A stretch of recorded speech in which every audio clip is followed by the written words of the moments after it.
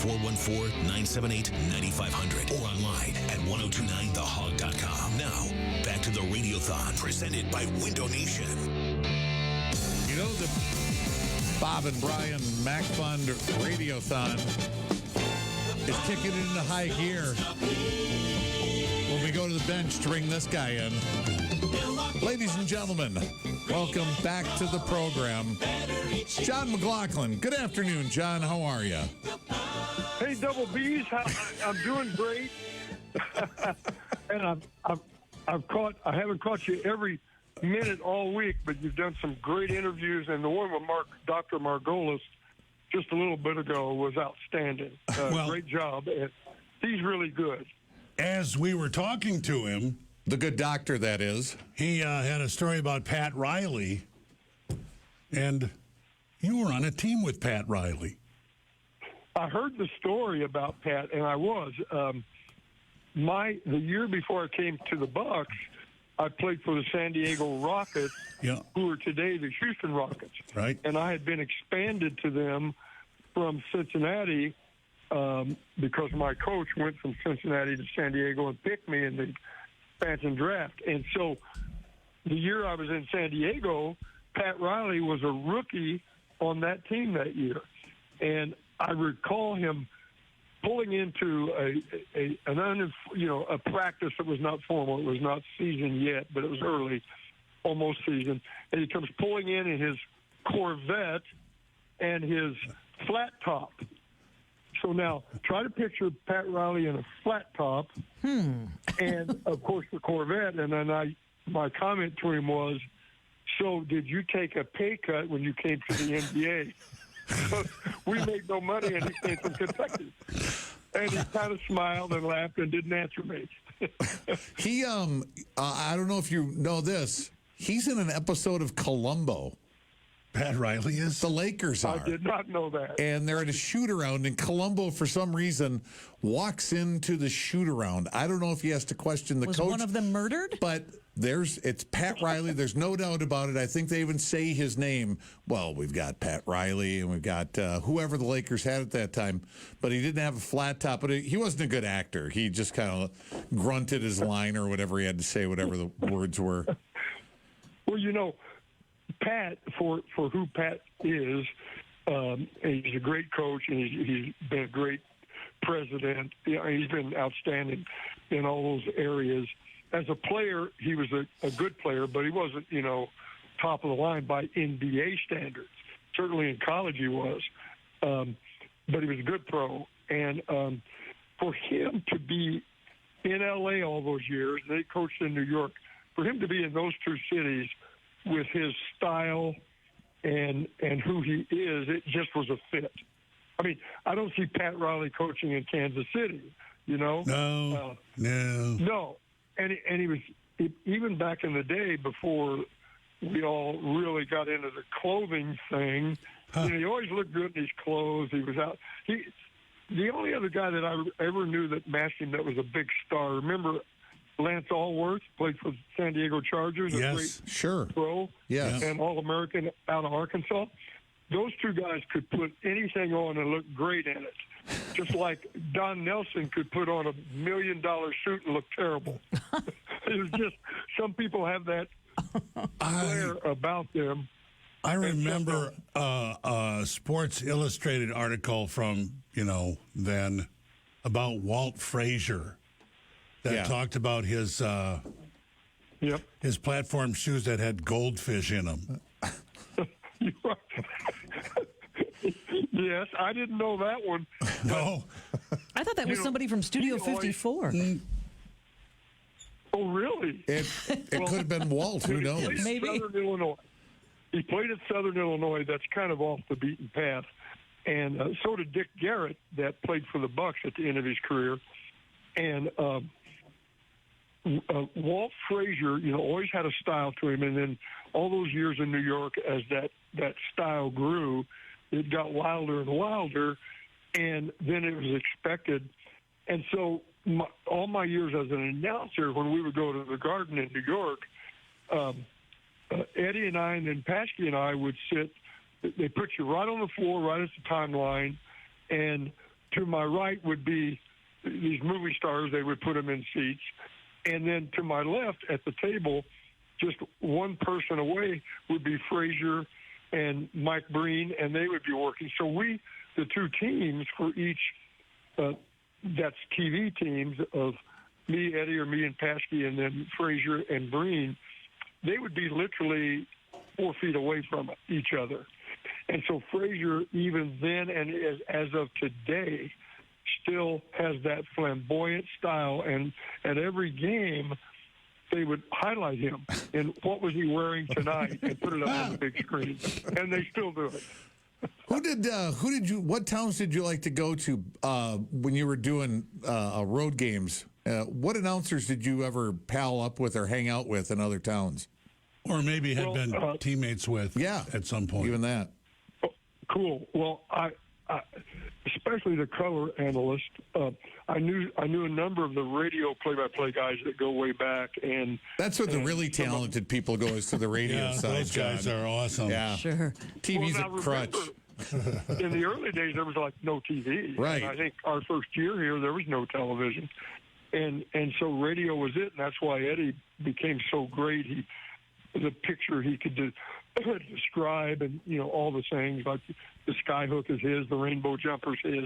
They're all Eddie Doucette's. But I would always, before the games, especially my last 10 years as announcer, I would hook up in the press room with.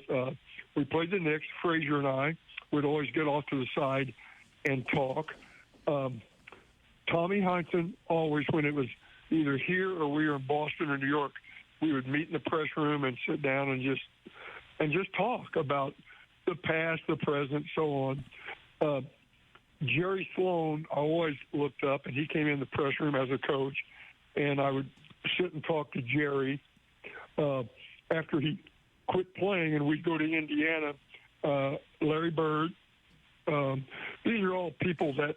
So when you're talking to guys like Larry Bird or Jerry Sloan, did they want to talk strategies, X's and O's? Did they just want to talk about, reminisce a little bit? What was the conversation about? Never talk strategy, never talk X's and O's. Okay. And we just talked about families, which is every time I talk to Kareem and Oscar, that's what we talk about, our families. Yeah.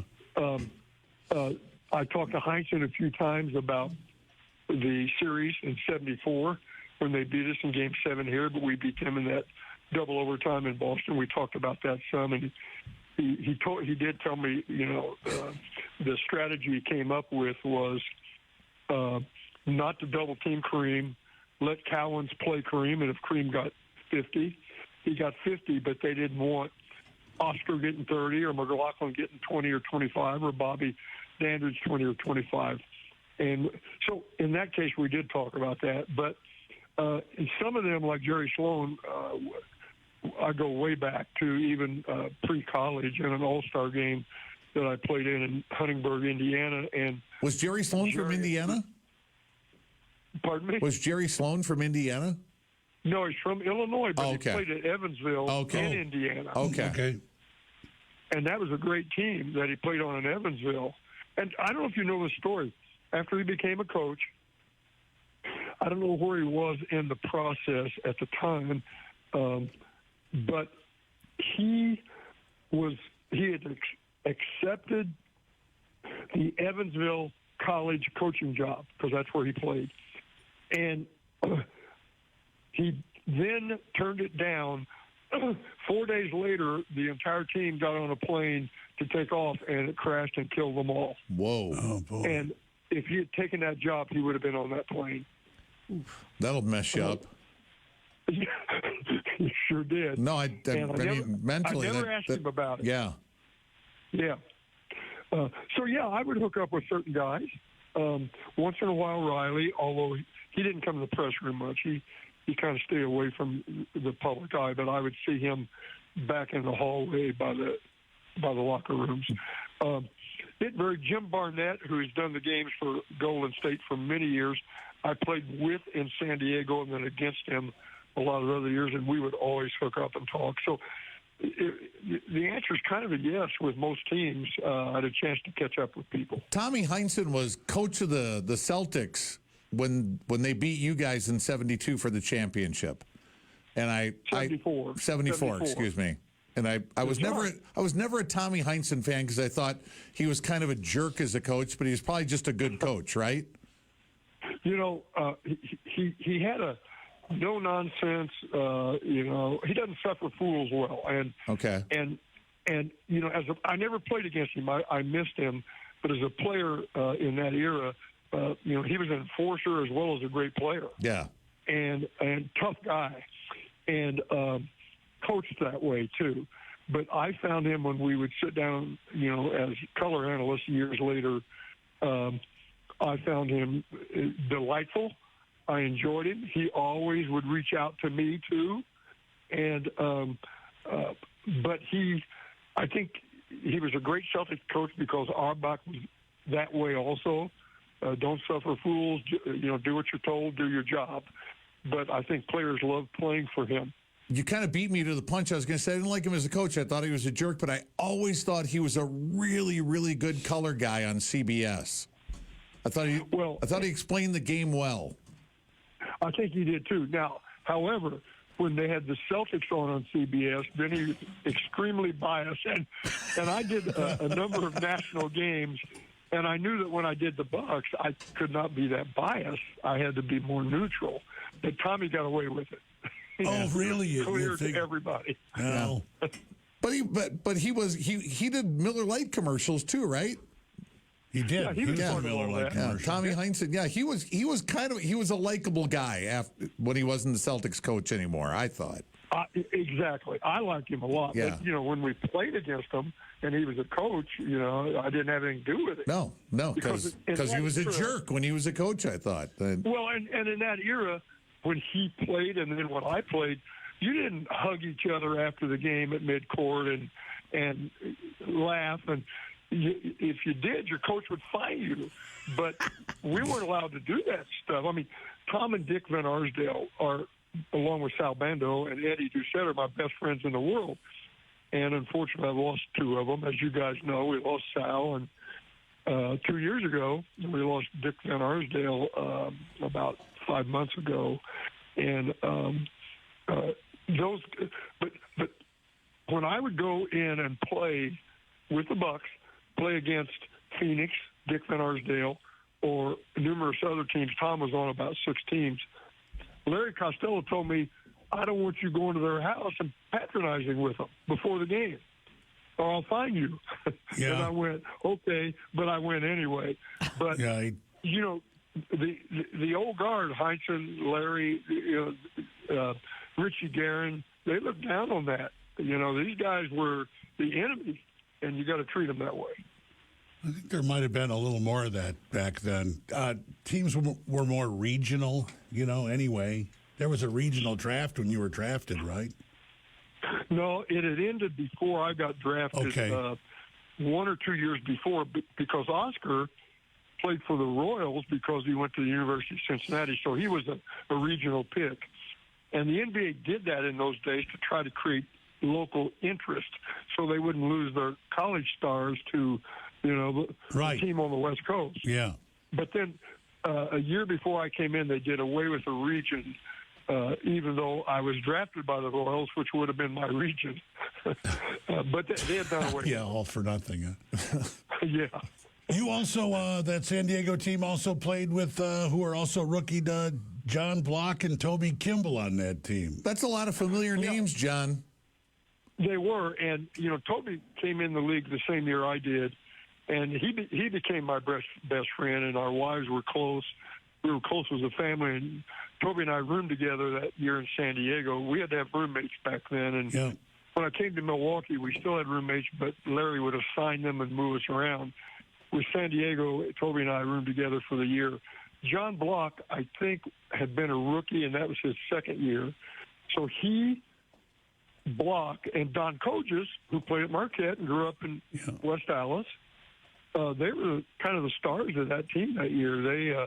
They had great years, and Don Kojas was the all-star that year for the San Diego Rockets, and that was in '67. 1967.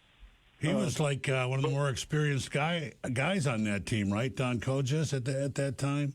He was, yeah. He had played a few years before me, and he was one of the veterans.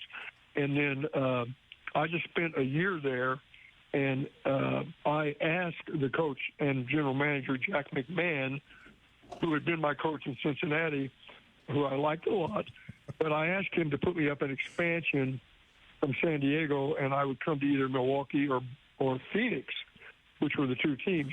Yeah. And Pam and I, my wife, we wanted to come to Milwaukee, and the reason was Midwest. We felt, we've always been Midwesterners, and we wanted to come here.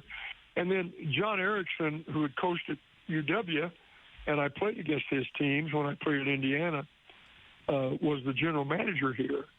And I felt a connection. So I kind of wanted to be picked by Milwaukee, even though I'd never been here in my life. My last college game was at UW in '65, Yeah. and I'd never been to Milwaukee. And I did get picked by the Bucks, as you know, and coming here was a godsend for many reasons.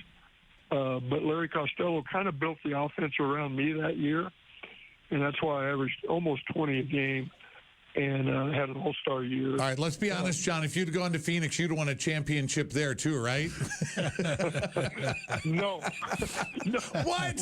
We wouldn't have gotten Kareem. They'd have built that offense around you, John. We all know it. Come on, you'd had another ring. You'd had a ring either way. I got to say, the offense was built around me for 1 year in the NBA, and that's pretty good. Yeah, I would take that 1 year. Guy. Hey, John, we're coming up on the end of the MACC Fund. It's the 2025 Bob and Brian Radio MACC Fund and Radiothon. Yeah, I'm losing my words here. There's plenty of stuff to bid on online. You can call in and you can make your donations. You can get the T-shirt for a $50 donation. All those things, but we have to take a break here. We have to get these in, so we need to stop for a minute. Okay. Yeah, I want to stop and I want to hit a few MACC Fund things when we come back. Of course. All right, very good. All right, so more Jon McGlocklin after this.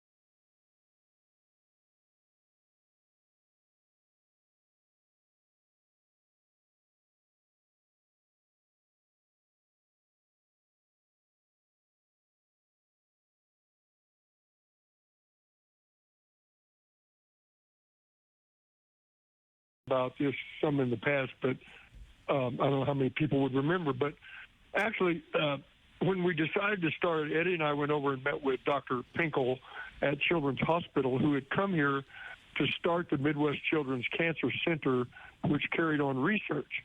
And that's when Children's Hospital was still down on Wisconsin Avenue down near Marquette. And so we met with him, and it was just a warehouse building he was in, and there were only two other employees, Dr. Jim Casper and I just went blank. And that's okay. But Dr. Casper was the guy that we talked to about what to do, how to do it, and he suggested that we raise money for the equipment they needed and to support people. And Eddie and I were like, oh, don't you have a machine that'll save a life we could get? And he goes, right. He says that machine is no good without good people. And we went, light bulb. Yeah. And so that was kind of the beginning. And so we came up with the name, and quite frankly, Dr. Pinkel, who knew my nickname, Johnny Mac, he had suggested, well, let's make it, the Johnny Mac Fund. And I looked at it and said, that's wonderful, but I don't want to do that. I don't want people to think it will go away once something happens to me or whatever. And so we decided to say MACC Fund, which still carried over the Johnny Mac. And at that time, we named it instead of Midwest Athletes, it was Milwaukee Athletes against yeah. I guess I forgot that. Yeah. And then within a year or two max, we realized that isn't broad enough. A lot of times Milwaukee doesn't apply to somebody in Brookfield or in any place else around Greendale, Greenfield. So we made it Midwest, and we were already starting to have some impact with sponsors and organizations like Pepsi at that time, who were greater than just Milwaukee. They were Midwest. So we moved it to Midwest and have kept it ever since. You've traveled around, of course, the Milwaukee area to events and things like that to support money raising for the MACC Fund. Have you gone, I don't know, very far across the Midwest to do the same, like Iowa or Minneapolis? It's a good question. And number one, because of the MACC Fund and Eddie and I talking about it on Bucks games, people started calling me. And at the office that Eddie and I had with our owner, Jim Fitzgerald, at the time. And I don't tell you, I'd take every call always. And people that had this event or that or whatever all over the state would call me and say, can we learn more? We may want to support the MACC Fund.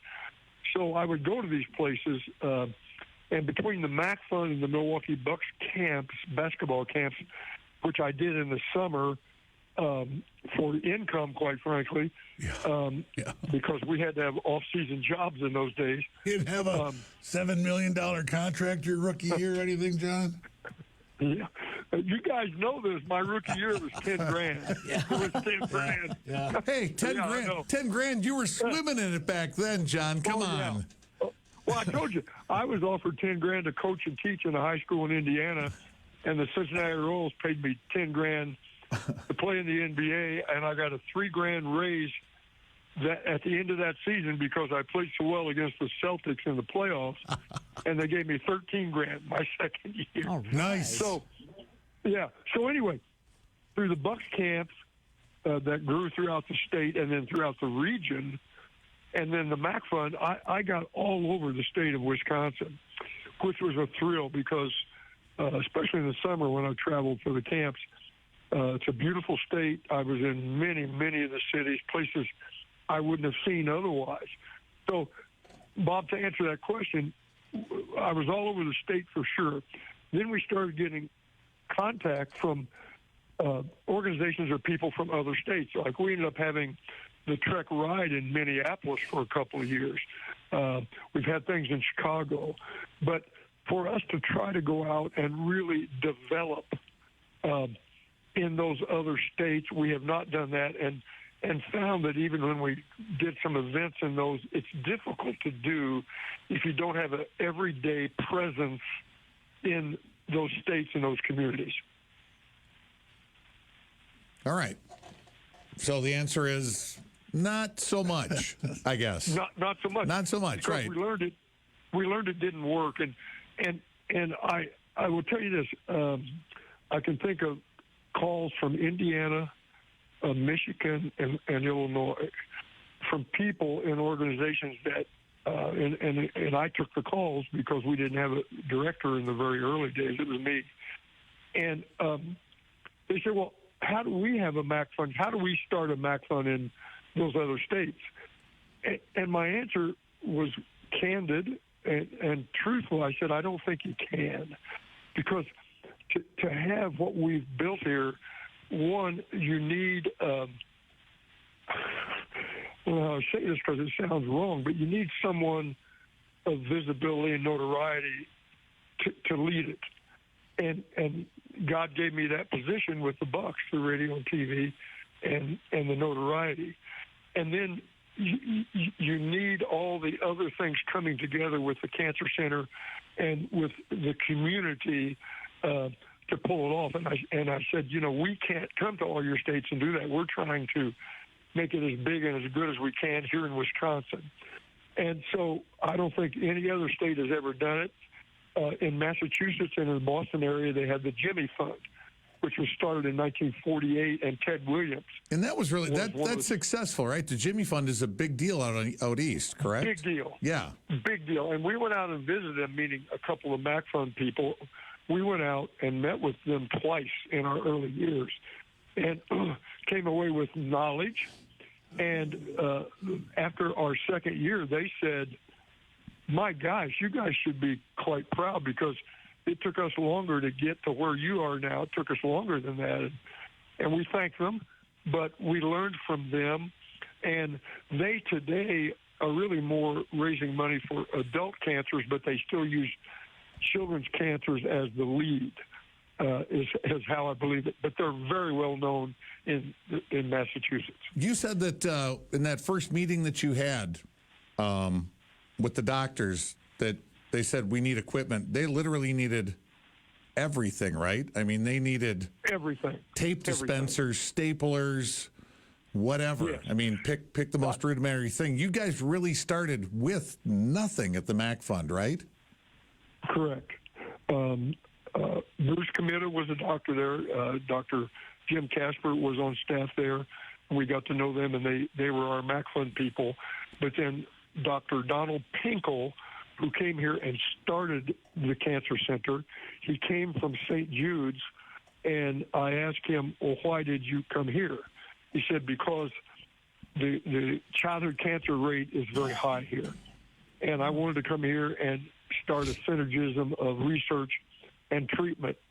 And so, after a number of years, he was a superstar in his world. And he ended up going out to the City of Hope in L.A. after leaving here. And Dr. Casper and Dr. Comita stayed, and they were with the Cancer Center, Children's Hospital, and the MACC Fund for many years until they retired. And Dave Margolis has been the guy that filled that void as the Children's and the Cancer Center has grown. They moved from downtown in an old building to out to where the Freighter and the Children's and the Cancer Center and the Medical College all are now. And the MACC Fund's been part of that. When we started the MACC Fund, Children's nor the Medical College even had a fundraising arm. We were it. But our money was going to research and research only. And after listening to Dave Margolis, which you guys heard, and again, great job by him and you guys, we think the world of him. He explained things quite well, but without the almost $90 million we've given to childhood cancer research, all this advancement would not have happened. It wouldn't have happened without research, because research gives hope, and hope is what we're built on. Speaking of high-profile personalities, Jon, did you have a chance, switching gears here, kind of to catch up with Jim Paschke this week at the Legends Dinner? Well, I did. The Bucks had 3 events this week: Monday, Tuesday, and Wednesday. Monday was their celebrating their foundation, so there were hundreds of people at that, and we were down at the Forum. And then the next night, and we were invited to that. They brought in 7 guys from out of state, ex-Bucks, like Brandon Jennings and Michael Redd and Charlie Villanueva and Sidney Moncrief. Just a great lineup. And they invited us to everything. And so Wednesday night, we went down and had a question and answer in front of the season ticket holders that wanted to come. And then they split us off into groups, which they did this last year. And Bobby Dandridge and I were together, and people could come then and see us and have pictures taken. And so I had a chance to talk to him a little bit. Jim and I talk very often through text or on the phone, Jim Paskey and I. I love seeing some of these ex-Bucks, but just didn't have enough time to talk to them because we were always doing something for the fans. When you're looking at the ex-Bucks, are you going, I'm in better shape than that guy? I'm holding up better than that guy is. Wow. Not anymore. Brian, I can't do those things anymore. And but there was a time, yes. Not anymore. 49 years since the MACC Fund was founded. How many more years are we going to do this, John? So listen, I wanted to talk about that. In a year and a half, not December 10th of 26 is our 50th anniversary. And we're going to have a big event that night because that's the night of my retirement night when we announced the formation of the MACC Fund in 1965, but then it started in the next year is when we started raising money. So it started at my retirement night in December 10th. So we're going to have this big event, probably at the Pfister, and it's going to be big. We want to celebrate the success, even though we got to go a lot further, and make it a fundraiser. So we'll be looking. People will be hearing about that. You guys will be hearing about that for sure. So when you think about fundraiser, you said $90 million has been raised for the MACC Fund over the years. Is that an accurate number? That much has been given. Yeah. That's how much we've given, which makes it even a more impressive number. Do you just kind of sit back and go, I can't believe where we are now compared to what we started out with? Yes. It happens to me all the time. That first year we raised $35,000. Now we raise $4 to $5 million a year, and like when I was in the car today a lot listening to you guys, and I pulled over so I could hear Dr. Margolis. There have been times I've been driving in my car and something comes on about the MACC Fund. I saw it on TV yesterday on Channel 4 promoting different MACC Fund things. Sometimes I don't even know what it is. Because I'm not there running it every day like I was in the early years. I don't think anybody expects you to be there running everything on a daily basis anymore, John, to be honest. I think they want you they don't. to enjoy yourself a little bit more, but I understand. Go ahead. Well, Becky Pinter, who is our lead, does a great job. John Kerry did a great job for us for many years. Yes. And, way back in the beginning, I did it, and with help from people in our office where we work at for the Bucks, and then as it grew, we started doing events back when, quite frankly, there were no events. Our first event was a golf outing, and we had it at where do we have it at not Tuckaway, it's at Tuckaway now, Triple I. Oh, okay. And we had it in May, so that we had an off day for the Brewers, and every Brewer player and coach came and played in it, and did for a number of years. Wow. Until we moved it from May to June because we were freezing to death. Yeah. Sounds Because right. May, not quite summer. Not quite. Not here. No, these guys were trying to swing and hit a golf ball with 5 jackets on and a Right. helmet. You know, I mean, it was like it was so cold. But that was our very first event, and no one ran events in those days. We could go wherever we wanted, whatever course. There were not golf outings every Monday. Right, that was going to be my next question. How many golf outings were there back then? I honestly don't know. It's not None. like now. Okay, none. None. All We right. didn't run into it. Right. Yeah, we had no problem setting up and going where we wanted. There were none. We were really the first organization that did events on a large scale. Events are demanding, but we got such a great staff. We got 6 people, and we do all this, and it's amazing. We've been gifted by having good people along the line and then grown the events. We have somewhere between 80 and 90 events a year now. Yeah. And people also there's been some big donations given to us over the years. I want to tell you this story. You know that we lost Junior Bridgman recently. Yeah. Yes. 2 weeks ago. Yeah.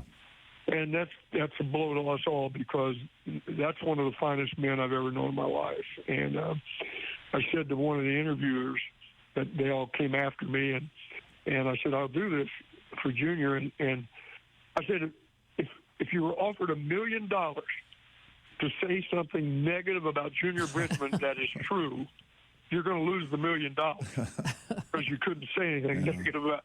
And I want to tell you this story. At our very first golf outing in '76 at Triple I, Junior was playing for the Bucks. He came here in the trade for Kareem. He was one of 4 players that came in the Kareem trade.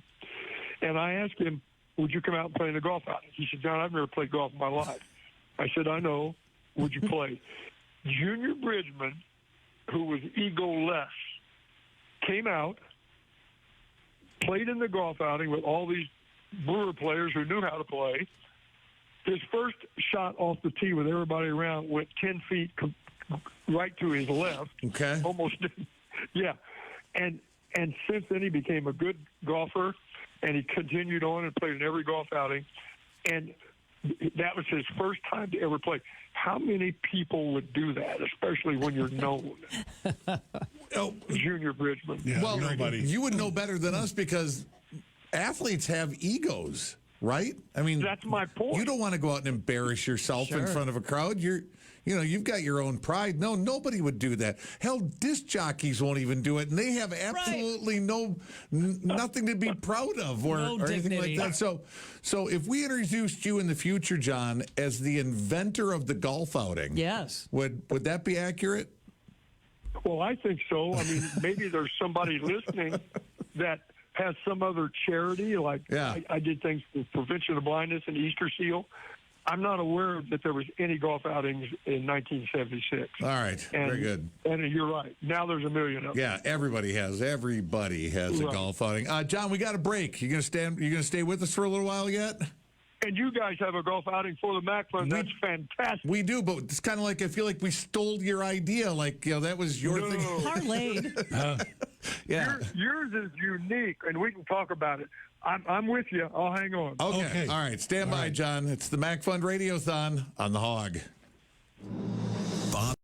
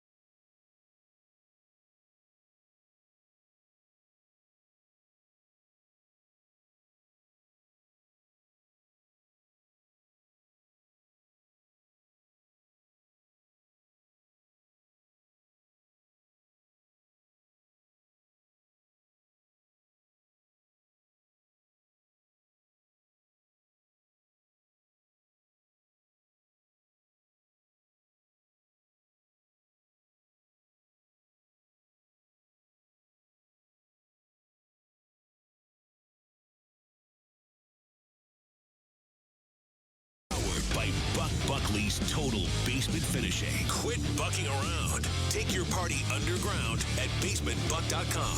1029 The Hog. Your local click, visit, call, and search media company. We are the Milwaukee Media Group. Celebrating 48 years of great food, drinks, and unbeatable atmosphere, it's Fourth Base Bar and Restaurant. From sizzling steaks and fresh seafood, enjoy their made-to-order kitchen with that corner bar feel. Located on 51st and National, across from the VA Hospital. See you soon. Now, back to Bob and Brian's Radiothon to benefit the MACC Fund, presented by Window Nation. Together, we can help cure childhood cancer. Call 414-978-9500 or donate online at 1029thehog.com. You got the number? You got the website? $50 donation gets you the 2025 Bob and Brian MACC Fund Radiothon limited edition T-shirt. Yes. Johnny Mac, big part of the MACC Fund, started the MACC Fund. Johnny Mac on the phone with us. So, Johnny, how are you enjoying your time? Because you're not traveling with the Bucks anymore. How are you spending your time these days? Well, my wife and I are here all year now. We don't go away anywhere. We've had two granddaughters in high school, and another one still in high school, so I'm splitting my families up. One that goes to Arrowhead that's still in school. She's in theater, and they've had multiple surgeries, and so they can't do the physical part, but she's in theater. We have one that's graduated from that family in high school, and she's taking some courses out here at Waukesha and enjoying them.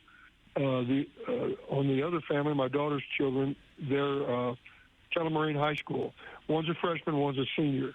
And so we've been going to basketball games because they both started this year, and it was a privilege to be able to watch both of them play for the varsity as a freshman and a senior. Right. And then the senior, it was pretty cool. That's how we spend our time, going to events, or if there's plays, going to their things, and we're here. How are you at sporting events? Can you sit quietly? Can you, or do you sit there? I have a hard time. Do you? I have a hard time. But I don't yell at referees. I don't yell at other players. I mean, I try to yell positive things to our team. I don't believe adults should be yelling at the kids on the other team. I think that's completely inappropriate. And yes. and also you really shouldn't, the referees, either. So really have enjoyed this season. The senior's going to Illinois State on a track scholarship. Her mother was a Division I track athlete, and she's going there on a track scholarship. And then our freshman, her goal is to be a Division I basketball player. So we'll see. I know the answer to this. I know what the answer is. Is it harder, more nerve-wracking to be in the game or to watch the game? Watch. Yeah. Always. Because everybody says that. Right. And don't get me wrong. I mean, when I played in high school in Indiana, and then at Indiana University and college and then the pros, there's a lot of pressure, and I really felt a lot of pressure in college. High tension. In the NBA, you have 82 games, but if you don't get nervous, there's something wrong with you as a player. You should be nervous. What was the biggest shot you ever hit? What was the biggest, most pressured? That was, I'm glad that went in shot moment. Well, I've told this story many times. Actually, I think one of the most exciting, if not the most exciting game I ever played in was my final game my senior year in high school. And people that have asked me questions over the years that are reporters are like, what? You've been in the NBA Finals, Yeah. Those are big, but I made a shot. It was the final game my senior year. It was at a neutral court. We played the number 2 team in the state. They had a 6'9" center. And I played center in high school for 4 years. Center. Yeah. At 6'5". And he went on to Notre Dame, and of course I went to Indiana, so I played against him at Notre Dame. And it was Cathedral High School. And it was on a neutral court, a new gym, about 5,000 people, sold out, standing room only, triple overtime, 2 sudden deaths, meaning the first overtime, it was still tied. Second overtime was sudden death. If you made a basket, it was over. Nobody scored. Really? Third overtime, second sudden death. The only time I played guard in 4 years in high school, the coach said, "John, you got to get the tip." Now, that guy was 6'9". Went, "Oh, okay, I'll try." I got the tip, and he put me at a guard, had the other guard bring the ball up, pass it to me, top of the circle, about 24 feet out. I had the big guy on me. I dribbled about 3 dribbles, maybe 2, got into about top of the circle's 20 feet from the basket. I was about 22 feet. I let it go. And it rimmed on me. It's going around the rim, kind of like it would in a movie. Sure. And Yeah. it went in. For the dramatic. Yeah, right. Right. It was very dramatic. And when you see me tell this when I used to speak, I'm really animated, but it's true. It went in. It was my 30th point, the winning basket, and they carried me off the floor. And that was a high school game in Indiana. And back in that era, Indiana high school basketball, every game I played at, home or road, was sold out. They were all sold out. Sure. You know why you never got carried off after a Bucks game? Because Oscar and Kareem weren't going to load you on their shoulders and carry you off. Blowing me up. Right. I only won a game with the Bucks one time at the buzzer. It was in New Orleans, and we played at Loyola's before they had a building. And there was a net around the floor because the floor was 5 feet high. And no air conditioning. You could fall 5 feet to the ground off of the court? Yeah. The court was like a big box on top of the floor. Oh, Minnesota's a little like that now. Yeah, actually, the tournament at NCAA was like that at one of the Final Four locations, too. It was elevated. Yeah, it was. You're right. Well, I forget where that was. So it was 1 or 2 overtimes. We're playing New Orleans, and no air conditioning. And it was toward the spring, the end of the season, probably March something, and so it was warm, hot. And when I made the basket, my own teammates didn't even come over to me. We were all so tired, we just all walked in the locker room. And here's the final part of the story.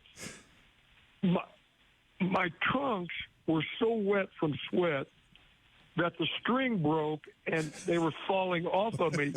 So I went over to the trainer and he taped my trunks on. And I went back out and made that shot and we won, and nobody cared that I made it. We just walked off. Was the locker room air conditioned at least? Not that I remember. There was nothing there. Wow. Miserable. Well, John, I got a lot of stories like that. But, let's talk about the reason we're here, the reason you started the MACC Fund. Yeah. The reason you did this was to, bottom line, save lives. Yes, and I became very aware of childhood cancer because Eddie and Karen Doucette's 2.5-year-old son, Brett, had been diagnosed during my final year as a player with acute lymphocytic leukemia. And so Dr. Casper and Dr. Committa took care of him, and that's how we learned about the cancer center and these people. And back then, even acute lymphocytic, which is much more treatable today than myelogenous, 2 different types of leukemia. Brett had one that was treatable, but even back then, he only had a 20% chance of survival. And he's alive today, married with a child, lives in San Diego, not far from Eddie and Karen or his brother Corey. So when the Bucks decided, well, we're going to have a night for you, retire your number, John Steinmiller, who was one of my early Bucks people, was in the very first meeting of MACC Fund that we had when the Bucks said, whatever you want. We said, we want to announce it on my retirement night. And we put the whole thing together, and with the PR firm the Bucks had at the time, the lawyer who set it all up, everything. And we then had a meeting and decided, well, what are we going to do? Well, let's have a go about it. And that's how the MACC Fund started. But I learned much more about childhood cancer then through the Doucette family, who are our best friends even today. and decided, okay, this is what I want to do. Eddie jumped in. He talked to Jim Fitzgerald and got Fitz, who wanted to do something for us, gave us a game, a preseason game to benefit the MACC Fund, which we still have that MACC Fund game today, but it's regular season. And Nuna, which is an international company and maker of children's products like strollers and cribs, things like that. They sponsor the game, and they give us $100,000 a year during the Bucks game.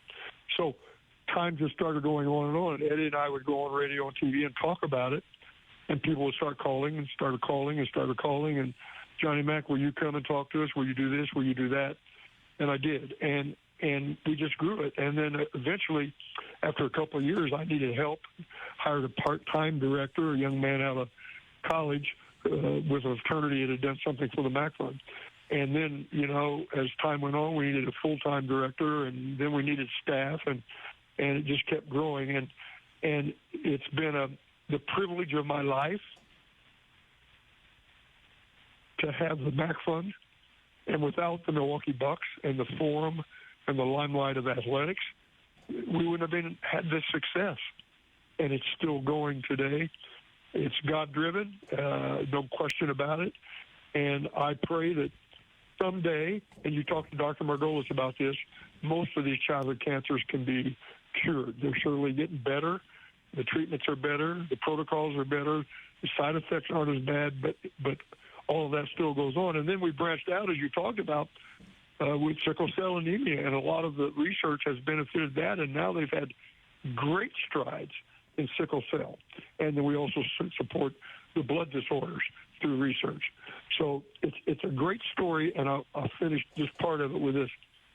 The people, and you've heard me say it every year, but the people of Wisconsin, and in particular southeastern Wisconsin, should be very, very proud of what they have done, because we've raised all this money from them in this region. And what we do, because it's research, it benefits the entire world. When there's a research success, it goes all over the world. So you people here have impacted the world, and you should be very proud, because there's nothing like us anywhere else. It's a pretty good story. Yes, it is. The Painting by Christopher phone number, 414-978-9500. You can make your donations there. You can go to our website and see all the stuff that's out there. It all goes off at 5 o'clock. I know you like a good countdown, John. We're down to about 56 minutes left in the Radiothon. You do. You like the countdown. You're always watching the clock when you were a player, weren't you? I am. And I want to get a big push here, because I've even had people come up to me over the years and say, hey, I wait to call in when you come in. And sit there with the guys, and you guys go at it. And because they know you love a thrilling finish. Love it. Yes. You can go to 1029thehog.com, see all the things that are available. It's all powered by Savalia Financial Advisors.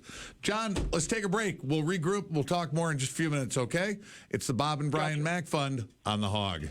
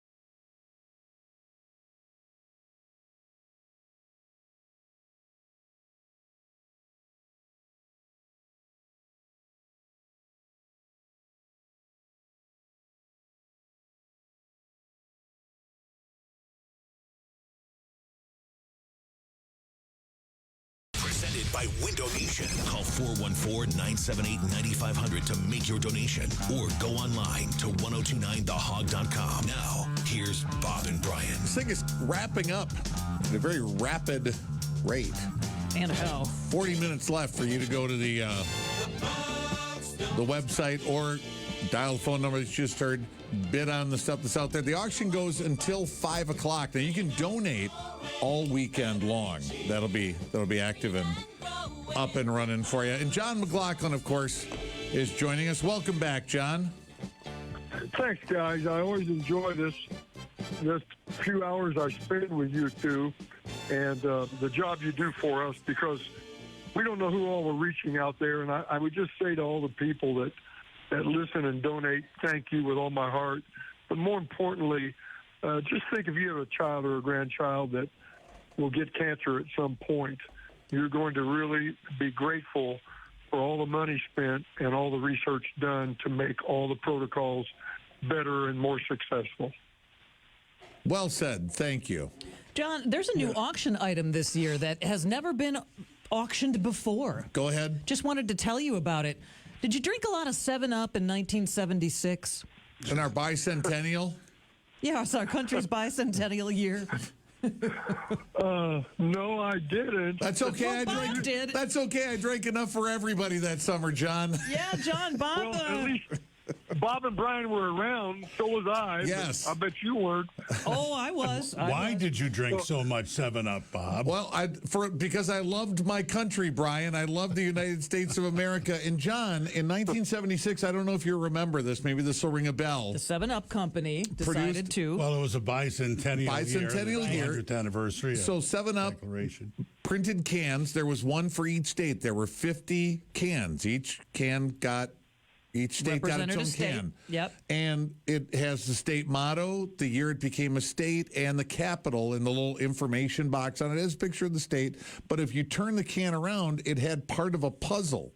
And if you got all 50 cans and you put them up in the order that 7-Up, the first can is the way to put them up. If you put up all the cans, it made a picture of Uncle Sam. And I've had this kind of that "I want you, Uncle Sam" with a hat, like from the the World War I recruiting poster. Yes, right. Yeah, everyone's familiar with that. Well, at least we all age. are. Yeah, yes. everyone on this conversation is. And when I was 15 years old, and I took all these cans, and I thought, I'm going to save these cans. I'm going to save them, and someday no one else will have them, and I will break them out, and they'll be worth $1 million, maybe more, maybe $10 million. Still waiting for that day, but... And he got tired of dragging them around house to house, yes. And he thought, let's put them in the MACC Fund auction. And the total right now... is $11.50, I think, still. $1,150. It's been Oh, man. Can you believe that? It's been a while, but it's been a while since it's moved, John. You know, guys, I have to tell you, I do not remember this. In 76, you know, that was my retirement year and all that stuff, MACC Fund. Yeah, you were starting the MACC Fund. I was drinking soda. Bob will send you a picture. Please. I would love to see that. Hey, way to go. That's a collector's item, everybody. Right, but Ben Brian invented another collector's item, a can collection to go with the can collection. We started drinking Dr. Peppers. I was feeling a little inadequate, so I drank a Dr. Pepper and put my can I wasn't going to say that, but if you want to tell down Johnny on the Mac table that. next to the 50 cans stacked into a pyramid and said, there's my collection. My can collection. Well, But he got the rest of us and our special guests over this last Lance 2 days. Allen came in and he was drinking a Dr. Pepper. Yes. Tim Van I said, hey, Voren. put that down next to that can. And now we had the collection started. And So then it everybody kinda snowballed. autographed a can, and now we have maybe over a dozen. Brian Anderson, Yeah. lots of great names that you know. Stephanie Sutton, Lindsay Slater, Fireman Jim. And unbelievably, the stack of, 13, 14 Dr. Pepper cans, Yes. not of any kind of collectible value. Right. Vintage, circa nothing. We're up to like $540. For the MACC Fund. Yes. Yeah. Yeah, but Brian, everybody cares about your can. Hey-o. I mean, like a come dad on. joke. Thank you, John. Well, Mr. Boy anyway, Scout. so the 7-Up can's going for about $11.50, and the Dr. Pepper can pile is at $5.40. We Just are minutes proud left to and happy and astounded by both totals. Now, those have been up for the entire. If they've been up longer than the auction, because you could start bidding on them last week, so Right. those have been up for a while. But this just fell into our lap, John. Here, I have this. We have Brewer Club tickets for tonight's game and tomorrow's game. Okay, so tonight and tomorrow. You want to go to the game? First caller at 414-978-9500. $250. You get a Radiothon T-shirt, and the first caller gets to pick. They want to go tonight or tomorrow night. And again, the number is 414-978-9500. First caller, $250, gets to pick tonight or tomorrow night. Second caller, I guess you'll have to figure out if you want, whatever game How you is gonna left. work it out? Right, you'll have to figure that out. But both of them get the Radiothon T-shirt and a couple of tickets. It's in the 300 section too. Oh, yeah. It's in the club section. That's the nice section, and they're right between home plate and third base. Great. So you're right in the infield. Yeah, and the so. Brewers are getting it going now. They had that slow start, but they're finding their groove, and I can't even imagine a 162 game season. I don't, there's so many ups and downs that come, but they got it up going right now. Your NBA basketball seasons were long, Yeah. and the travel was a lot more difficult. Right, then. you were walking through airports carrying your own bag, washing your own uniform back then. You remember all that? Well, yeah. Now, see, I'll lay it out for people. We play 82 games in a regular NBA season, and people have said to me, well, you played fewer games back then, right? No.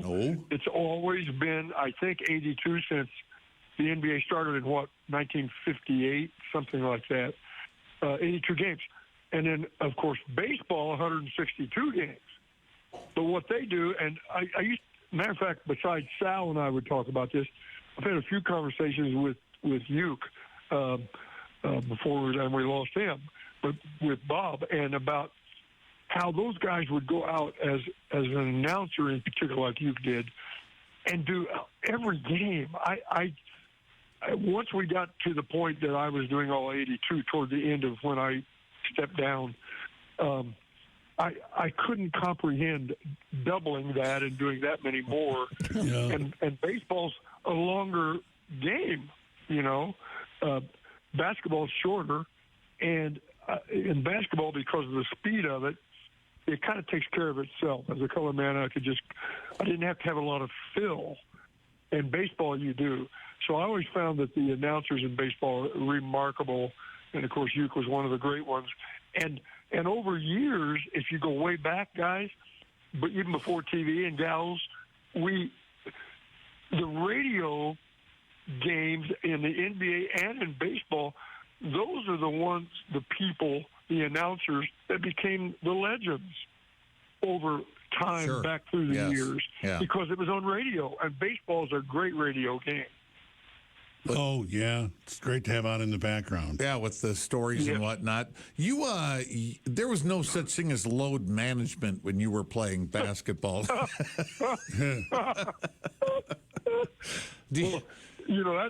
one that gets the laugh from every older ex-NBA player. So, no, we never heard that term, and why you can't play 82 games unless you're hurt, Would it if they had done that, if they had done load management or whatever they wanted to call it back then, could you have played longer, you think? I mean, you were playing 82 games a year, like you said, unless you were hurt. Well, but other than my first year here, which was my fourth year in the league, that year I averaged 40 minutes a game. That beat me down pretty bad, and I think I played in 81. One of the stats that, if I look back on and I talk about stats, that I'm most proud of, my shooting percentage, but which was with the Bucks always over 50%, but was I think 5 or 6 years in a row I played in 79 or more games, and I'm proud of that because I would have played in all 82 had I been able to. The ones I missed, I was either hurt or sick, but the other part is this.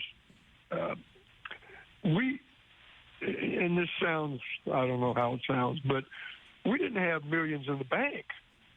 I mean, I was playing for my job every year. Yeah. And I was playing, my average salary over 11 years was $40,000. When you say you were playing for $40,000, what do you think of kids that are in college now and they're making $2 and $3 million with the NIL? I can't even go there with the NIL. I think it's so screwed up and so bad. I felt like when universities, especially in football, make billions, coaches make millions and get shoe deals, and players get nothing. I feel that's always been wrong. Right. But I think the system now is awful, and it's creating a real problem in consistency.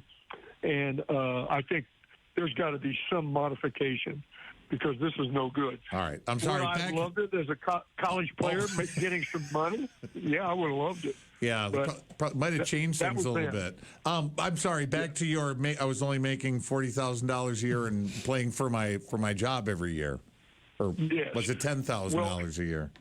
1 year was 13. And you talked about load management. Load management.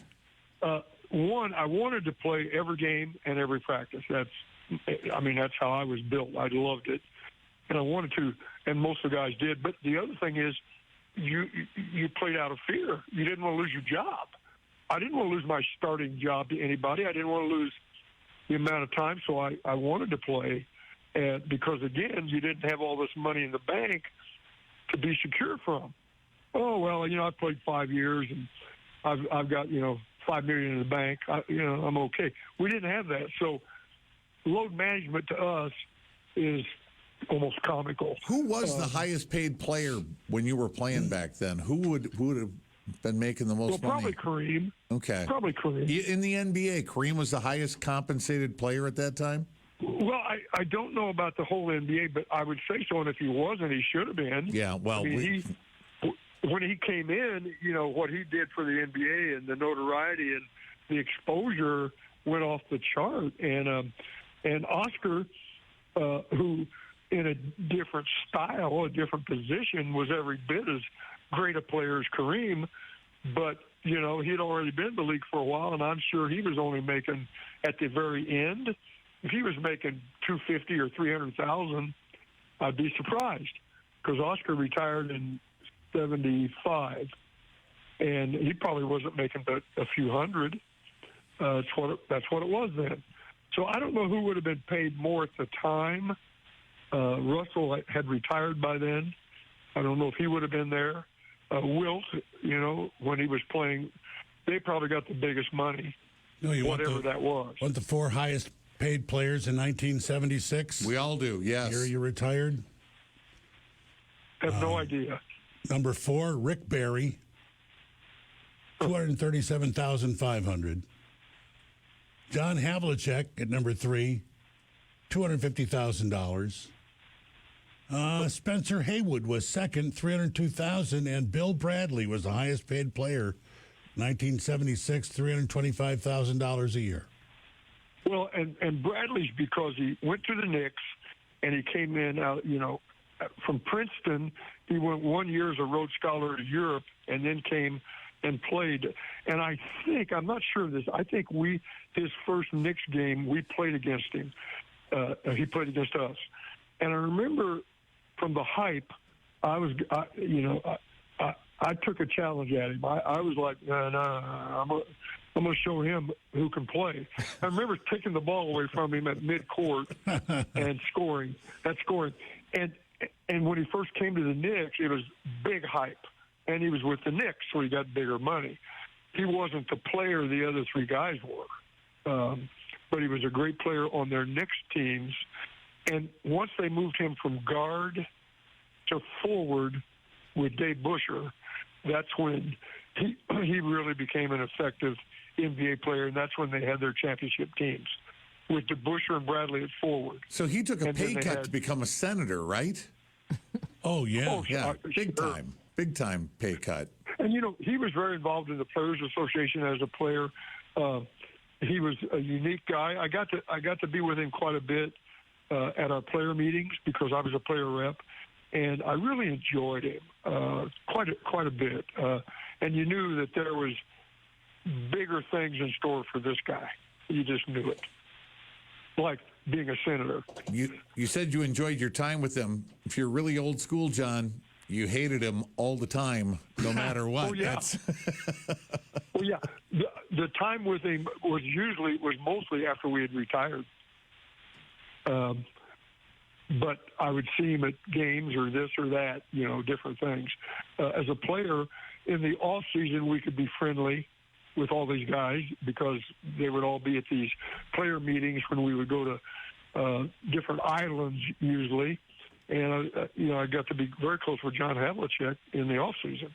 So you could like each other in the off season, not just during the season. How's Hondo doing these days? He's passed. Oh, geez. Okay, bad question. A few years, number of years ago, which is surprising. He was one of the greatest athletes I've ever seen. He could literally run all day. And, he was, when he was drafted by Boston, he'd been drafted by, I think, the Cleveland Browns to play football, and he never played football in college. But they wanted him as a wide receiver. They wanted him as a receiver. He would have been a big target. What is it like to be good at something? A vexing question. Hey, we started with San Diego. What was that town like when you played there? They've lost a lot of sports since then. They lost their basketball team. Lost the football team. Their football team. Yeah, they've had a hard time hanging on to franchises. And they had an NBA team, as I told you, the one I was on. And then later, Wilt was there and coached in the an ABA team. But when the Clippers were there, right? Yes, that's correct. And back when Pam and I lived there in 1967, it was a wonderful place. It wasn't as busy. You didn't get stopped on the freeways all the time. And we'd go out Highway 8 towards San Diego State, and we lived in an apartment in that direction. I could drive, easily back and forth. Loved it then. Today, it's way too busy for me, and it's a small L.A. For some reason, they haven't been able to keep their pro teams. They've kept the Padres.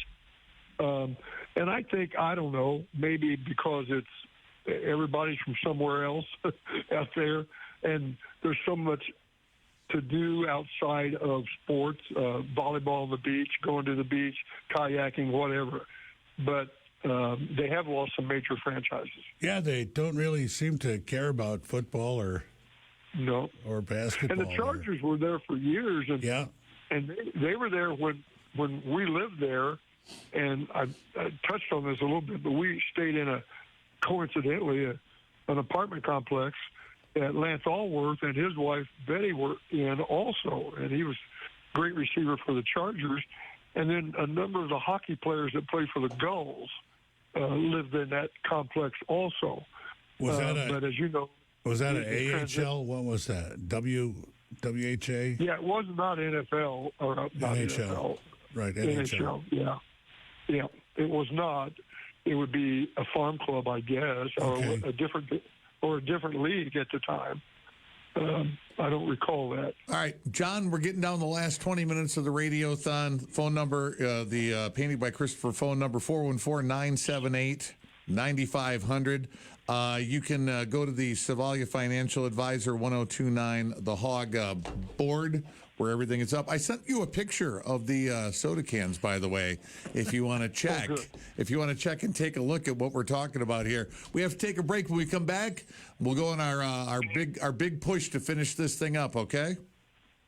Got it. Thanks, guys. All right, Stan. All right. John told us, he goes, I'm just going to follow you guys. I'm just, before we came back last time. Follow Bob and Brian. That's a great idea, John. Well, I can always Bob and Brian's Radiothon to benefit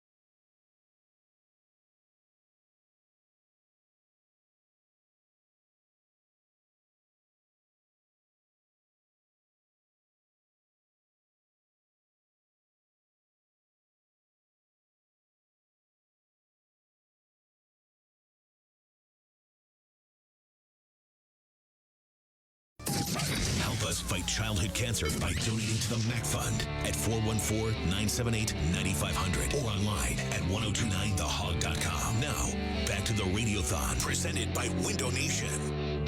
It's coming down to it. We're down to the last few minutes of the Radiothon. Update on the Brewer tickets that we have.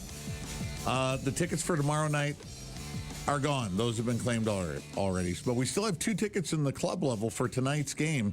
If you want them, 414-978-9500, $250 donation to the MACC Fund. You get the tickets, and you get a fantastic Bob Radiothon T-shirt. You know, the Bob and Brian logo. There's another Brewer ticket package up for grabs, too. Yeah. There's a Brewer Tiger package. Yeah, it's 4-pack, right? Behind home plate, somewhere behind home plate. There's also, signed memorabilia, Jackson Churio jersey, other things, signed guitar from Marcus King, Kenny Wayne Shepherd, and more. Keg party at Old German Beer Hall, Pabst Theater Group live event ticket bundle, even Hog Fest VIP tickets with an overnight stay at the Brew House Inn and Suites. Just have a look. You can check it out. A lot of time. Yeah, right. But this is the time. We know it happens every year. What'd you call them, Carrie? Snipers? I think you and Lindsay called them snipers. No, Eric called him that just Eric now, called them and I don't snipers. know if Lindsay did or not. How did I get Eric mixed up with Lindsay Slater? I'm not sure. I must be getting delirious, John. That happens after all these hours. It didn't used to happen when I was younger. Yeah, well.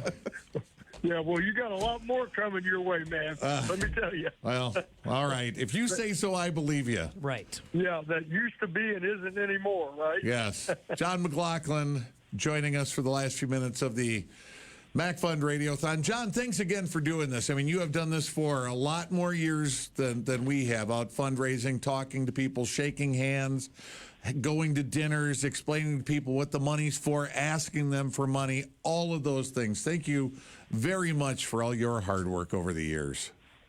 That's nice of you to say, Brian, and you and Bob and everyone at the station.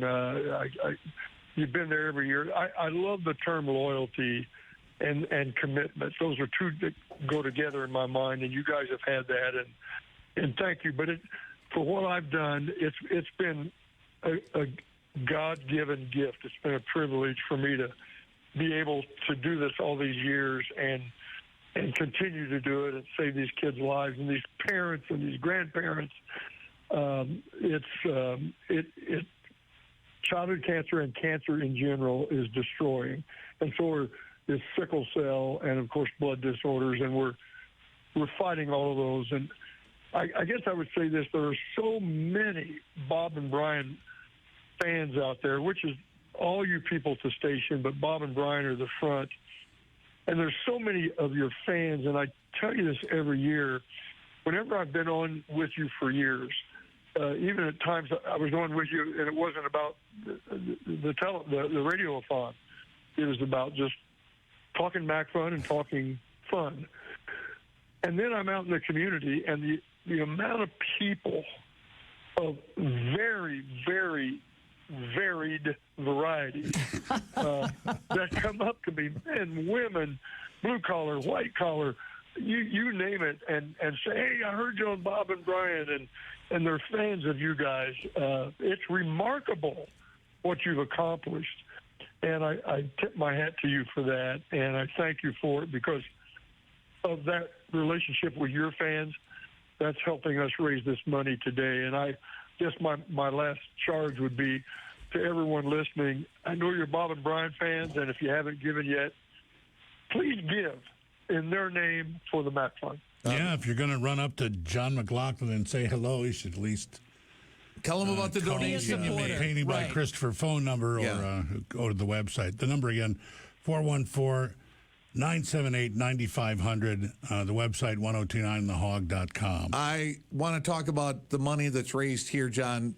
It stays here, right? It goes to the research that's done locally, correct? The money, all the stuff that we're auctioning off, whether it's soda can collections, brewer tickets, Buck stuff. I mean, we have so much stuff. And we have to thank our sponsors, too, because we go to them every year, John. We go to them with our hand. You know, it's like, hey, can you help us out? Can you help us again this year? And all of them, year after year, are very, very generous. I know they are. And there's not a human being out there that can hide from cancer, whether it's as an adult or as a child. So let's all pull together on this one, right? And defeat it so we don't have to live in fear of this horrible disease, and the same with sickle cell. People don't have to live in the shadows trying to hide from it because you can't. And so what we're doing here is it's an act of love. It's an act of caring about our neighbor, which is biblical. It's people coming together for something good. And I think this country is falling more and more away from that type of attitude. And so when we can have it and pull it together like we are now, it's important and it's special. This all started with Eddie Doucette and his 2-year-old son, Brett. How is he today? He's great. He and his wife have a little girl. They live in San Diego. They're wonderful people. Eddie and Karen live out there, and their younger brother, Corey, lives out there, and they're all together and see each other. And so the fact that Brett made it when it was a 20% chance. That's really incredible. I mean, you guys just started up and needed some equipment and got this all rolling, and really like the first MACC Fund kid was a success story. Yeah. Right. Yes. And I'm sure we haven't, the MACC Fund staff, which is wonderful, they've been working on the 50th anniversary, which again is a little over a year and a half, but away on a December 10th. But I'm hoping that Eddie and Karen can bring back Brett and Corey and their family, so they'll be here. And we have other friends that have been at the other reunions in terms of length of MACC Fund 10th anniversary, 25, as we've tried to celebrate it but yet raise money. And they'll know more about that, but it'd be nice for people to see Brett Doucette, because I'm asked about him a lot and how he's done. And he's in San Diego, oddly enough. Back to San Diego. Right, there we go. And the chicken. Yeah. Oh, man, the chicken was the best. The chicken wasn't there. Was the chicken there when you were there? I thought the chicken was after you had left San Diego. No. KGB he wasn't there when I played. Okay. But he came here to our MACC Fund game a number of times. And, he was really the original national mascot that people got to know, and he did such a great job. His name was Ted something. Giannoulis. There. Yeah. And he came in here a few times for the MACC Fund game to entertain. See, he was the chicken makes everything The San right. Diego chicken has stepped up for the MACC Fund, John. I mean, wow. everybody deep down wants to do something to help. They do. And this is such an easy way to do it. Even if you're, we're all a little selfish, you're doing it for yourself, for your own family also, and other people as well. Sure, if that's what motivates you. Again, the painting by Christopher, phone number 414-978-9500. You want to go to the website, 1029thehog.com. You're down to about, a minute and a half, maybe under that, to make your bids there which is all powered by Savalia Financial Advisors. And as Dr. Margolis told us today, just this afternoon, the money that does the research that does stay here actually, though, trickles out. The benefit trickles out nationwide. They learn from what we are learning here from our research, powered by the MACC Fund. Great catch. And the guys asked me that. Yes, all our money goes to the Medical College of Wisconsin. It's going to Children's. It goes to Carbone Cancer Center in Madison and Marshfield. And in all of those locations, they have great accountability to us as to how they spend their money. And and again, they're all local, but they're good what they do in terms of the research, and then it goes out to all the world. Mm-hmm. All right, John, thanks for the help. We appreciate it. Hopefully we don't have to do this next year. Wouldn't that be great? Oh, man, it won't come that fast, but that would be great. Instead, we'll just get together and have lunch and laugh about how what we used to, how we always used to get together once a year. That would be awesome. We've come to the end of the Radiothon. If you're bidding, thank you. Get your bids in now. You're down to your last few seconds. You want to donate, you can do that all weekend on the website, 1029thehog.com, powered by Savalia Financial Advisors. And you can get in your last-minute donations, 414-978-9500. Jon, thanks for all your help. Thanks for all the volunteers. It's always great to talk to you. It always is. Yes. You know, we don't have to do this. You guys are a blessing. Well, I tell you, and this time together is, to all the fans, thanks. God bless everybody. All right. Thanks, Jon. We now return you to your regular programming here on The Hog. It's the Bob and Brian Radiothon to benefit the MACC Fund. This is Dr. David Margolis from Children's Hospital of Wisconsin and the MACC Fund. I'm a pediatric hematologist and oncologist, which means I take care of cancer. You can help these same kids.